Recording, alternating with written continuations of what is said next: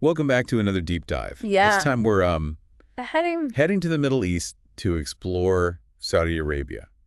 You wanted to get a handle on what's happening inside the kingdom, Right. how it's navigating this relationship with the U.S. and its ambitions on the world stage. It's a fascinating story. Yeah, we've That got one that's constantly evolving. exactly. We've got a fantastic resource to guide us. The Congressional Research Service report, Saudi Arabia, Background and U.S. Relations. It was updated just last October. Oh, wow. So it's fresh insights. Packed with fresh insights. We'll be focusing on Saudi Arabia's internal transformation, its intricate foreign policy, especially with the U.S., Russia, and China, and the possibility of normalization with Israel. There's a lot to unpack. There is. So let's dive right in. Okay, let's start with the changes happening within Saudi Arabia itself. Okay. It's like watching a society trying to fast forward into the future while still grappling with its past. Yeah. Crown Prince Mohammed bin Salman, or MBS, as he's often called, is the driving force behind these changes. He's consolidated power in a way we haven't seen in recent Saudi history, Wow. and is pushing Vision 2030 to diversify the economy away from oil dependence. We're seeing some pretty dramatic social reforms, things that would have been unthinkable just a few years ago. It's pretty mind-blowing when you think about it. Oh, Women driving in Saudi Arabia. I know. That was a huge taboo not long ago. Yeah. Now they're entering the workforce in record numbers. Right. It seems like they're making progress, but there's a dark side to this rapid modernization, isn't there? Yes. MBS has also overseen a crackdown on dissent. The case of Jamal Khashoggi, the journalist who was killed, is a stark reminder of that. The U.S. intelligence community concluded that MBS approved the operation that led to his death. So it's modernization with a tight grip on control. Can't help but wonder, is this sustainable? Can a society really move forward when there's no space for open dialogue or dissent? That's a question many are asking, and it directly impacts Saudi Arabia's relationship with the U.S. This long-standing alliance has hit some serious bumps in the road. Let's be honest. The U.S.-Saudi relationship has always been complex. It has. We're talking about a partnership built on Cold War alliances, Right. oil and counterterrorism efforts. But things really started to shift around 2015. Exactly. The Khashoggi incident was a major turning point, but it's not the only source of tension. The war in Yemen, Saudi Arabia's human rights record, MBS's consolidation of power, all of these have strained the relationship.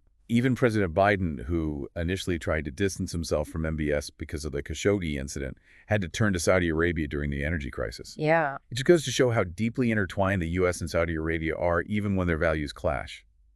Is this what they call realpolitik, where practical considerations trump ethical concerns? Yes, that's a good way to put it. The Yeah. U.S. needs Saudi Arabia for strategic reasons, but it also has to reconcile that need with its commitment to human rights and democratic values.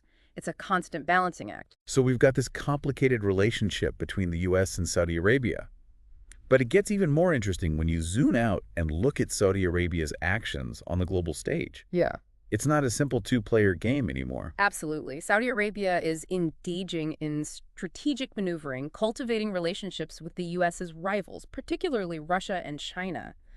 Take their cooperation with Russia on oil production, for instance.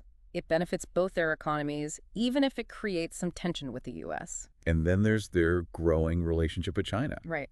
They're building infrastructure, investing in technology, even conducting joint military exercises. Yeah. It almost seems like they're setting up a parallel system to challenge U.S. influence. That's a very astute observation. Remember when China brokered the restoration of diplomatic ties between Saudi Arabia and Iran back in 2023? Yeah. That was a significant move. Yeah, it really sent shockwaves through the region. It was like China was saying, hey, we're a major player here now, Yeah. and we can get things done that the U.S. can't. What does this mean for the U.S.? Are they being sidelined in the Middle East? It's certainly a shift in the balance of power. Saudi Arabia is playing all sides, hedging its bets, preparing for a future where the U.S. might not be the dominant global force. It's a fascinating but unsettling development. Yeah. And speaking of unsettling, we have to talk about the potential for normalization between Saudi Arabia and Israel. Yes. Now, that could really shake things up. It could. The Biden administration sees this as a major win for U.S. interests. They believe it could bring stability and prosperity to the region, and it could be a way to counter Iran's influence. But Saudi Arabia isn't jumping into this blindly. Yeah. They have conditions, right? What are they asking for in return for normalizing relations with Israel? They're looking for some serious concessions from Israel on the Palestinian issue, security guarantees from the U.S., and possibly even assistance with the civilian nuclear program. It's a high-stakes game of diplomatic poker, and Saudi Arabia is holding some strong cards. So what does this potential normalization mean for the average Saudi citizen? How would they view such a dramatic shift in their country's foreign policy? And how does this fit in with the social and economic reforms happening within the kingdom? That's a great question, and it leads us right into the heart of Saudi Arabia's internal transformation. We'll explore that in more detail right after a quick break. It's important to remember that Saudi Arabia is going through like a major internal transformation alongside all these complex geopolitical maneuvers. Yeah. Vision 2030, the social reforms, the drive for economic diversification, it's all happening at the same time. Yeah, it's like they're juggling multiple priorities, Right. trying to modernize their economy and society while also navigating a tricky global landscape. And let's not forget the security arrangements with the U.S. That's a whole other layer to this story. The U.S.-Saudi security relationship is built on decades of arms sales training and military cooperation. As of last year, there were nearly 2,700 U.S. military personnel stationed in Saudi Arabia. Wow. It's a significant presence reflecting the deep security ties between the two countries. That really highlights how important Saudi Arabia is to U.S. strategic interests. But does this level of involvement give the U.S. leverage, especially with Saudi Arabia increasingly looking to diversify its defense partnerships? That's the key question. Saudi Arabia has ambitious plans to ramp up domestic production of military equipment. Hmm. They want to be less reliant on external suppliers, and that includes the U.S. So on one hand, the U.S. wants to strengthen Saudi defenses against potential threats like Iran. But on the other hand, Saudi Arabia is striving for greater self-sufficiency in defense. Could this lead to friction down the line? Are their security priorities diverging? It's a delicate balancing act for sure. And then you have China's growing influence in the mix, Right. which further complicates the situation. They're not just an economic force in the Middle East anymore, they're also becoming a military power. China is investing heavily in infrastructure technology and even providing security assistance. They're offering an alternative model to the U.S.'s traditional role in the region. And they're not shying away from challenging U.S. dominance. Look at the joint military exercises China has conducted with Saudi Arabia, the defense cooperation agreements they've signed. These are clear signals that they intend to play a bigger role in the region's security landscape. And what about Saudi Arabia's nuclear ambitions? If they decide to pursue their own nuclear program, potentially, with China's assistance, wouldn't that be a game changer? Absolutely. It's a development that the U.S. is monitoring very closely. They've made it clear that they expect Saudi Arabia to adhere to strict non-proliferation commitments. But China's involvement adds a whole new layer of complexity. It's hard to predict how things will play out. It seems like Saudi Arabia is caught in the middle of this great power rivalry between the U.S. and China. They're trying to navigate a world where the old rules no longer apply. Exactly. They're diversifying their partnerships, hedging their bets, and positioning themselves for whatever the future holds. They're not putting all their eggs in one basket, so to speak. But what does all this mean for the average Saudi citizen? How are these geopolitical shifts impacting their lives? Well, remember that Saudi Arabia is undergoing its own internal transformation simultaneously. Vision 2030, those social reforms we discuss, it's all about modernizing their economy and society. But modernization on this scale inevitably comes with its own set of challenges. Those social reforms are pretty radical by Saudi standards. They've generated a lot of attention internationally. But there are also serious concerns about human rights and freedom of expression in the kingdom. How do you reconcile those two things? It's a valid concern. The crackdown on dissent, the imprisonment of activists, these are issues that cannot be ignored. They raise questions about the true nature of these reforms. Are they about genuine progress or simply consolidating power? And how does that tension between modernization and authoritarianism play into Saudi Arabia's foreign policy? Does it make them a more reliable or less reliable partner on the world stage? That's a difficult question to answer. It certainly makes them a more unpredictable player, which is something the U.S. has to factor into its calculations. There's also the economic dimension to consider. Oil prices, diversification efforts, Right. the global energy transition. These are all factors shaping Saudi Arabia's future and impacting U.S. interests. The Biden administration has pushed for increased oil production from Saudi Arabia to stabilize global markets.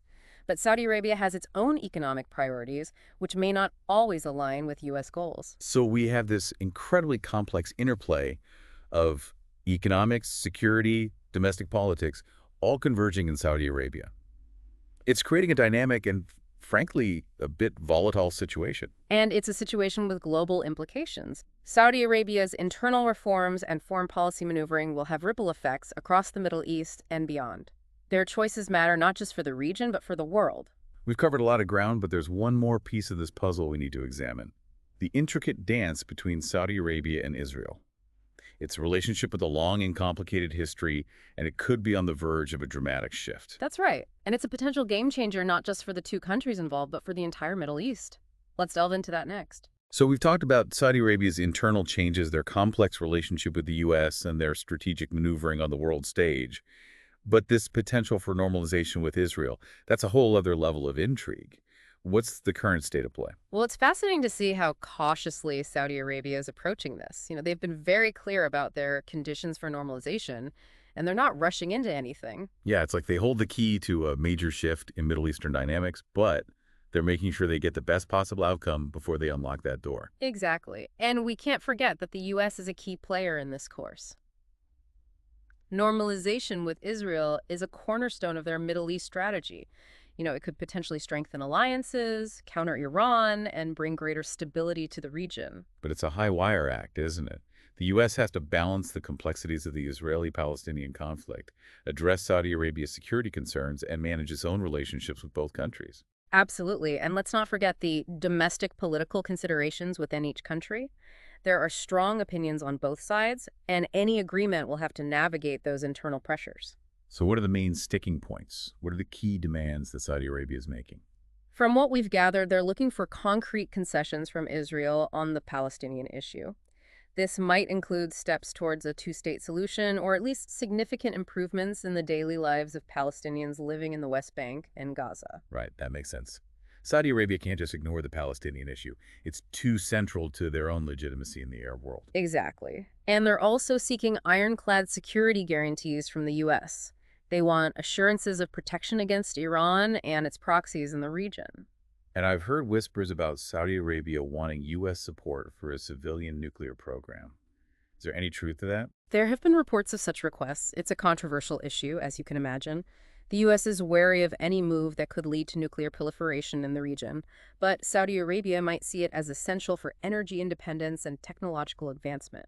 So many moving parts. It sounds like this normalization deal, if it happens at all, is still a long way off. It's certainly not a done deal. There are major obstacles to overcome, but the fact that these discussions are happening at all is significant. It suggests that both sides, as well as the U.S., see potential benefits in pursuing this path. It's like a high-stakes game of chess. Everyone is making calculated moves, trying to anticipate the other player's strategy. And the stakes couldn't be higher. The outcome of these negotiations could reshape the entire Middle East. So you've covered a lot of ground in this deep dive. We've explored Saudi Arabia's internal transformations, its complex relationship with the U.S., its strategic maneuvering on the world stage, and the delicate dance with Israel. We've seen that Saudi Arabia is a nation in transition, undergoing a remarkable transformation both domestically and in its foreign policy. They're a key player on the global stage, and their choices will have far-reaching consequences. It's a reminder that the Middle East is a region in constant flux, where alliances shift, power dynamics evolve, and the future is anything but certain. And as we've seen, Saudi Arabia is at the heart of it all. We've barely scratched the surface here, but I hope this deep dive has given you a better understanding of Saudi Arabia, its ambitions, its complexities, and its role in shaping the future of the Middle East. And perhaps it sparks some new questions, new insights, and a deeper curiosity about this fascinating and ever-changing region. Absolutely. Well, thank you for joining us on this deep dive into Saudi Arabia. Until next time, keep exploring, keep questioning, and keep learning.